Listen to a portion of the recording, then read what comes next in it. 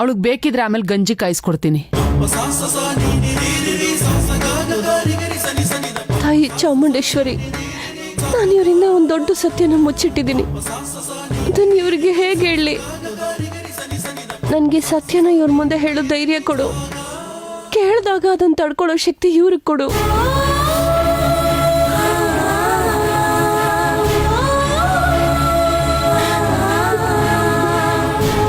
ಯಾಕೆ ತುಳಸಿ, ಯಾಕೋ ಸಪ್ಪಿದೆಯಲ್ಲ, ಏನಾಯ್ತು? ಏನಿಲ್ಲ ಮಾವ. ನೋಡ್ ತುಳಸಿ, ನೀನೇನು ಯೋಚನೆ ಮಾಡಬೇಡ. ನನ್ನ ಮೊಮ್ಮಗು ಒಳ್ಳೆ ಗಳಿಗೆನಲ್ಲಿ ನೀನು ಯಾವ ತೊಂದರೆನೂ ಕೊಡದೆ ಹೂವಿನ ಥರ ಹುಡ್ತಾನೆ. ಅಲ್ಲ ತುಳಸಿ, ನಾನು ನೋಡ್ತಾನೇ ಇವನಿ. ನೀನು ನಿಮ್ಮ ಅಣ್ಣನ ಮನೆಗೆ ಹೋಗಿ ಬಂದಾಗಿಂದ ಒಂಥರ ಇದೆಯಾ?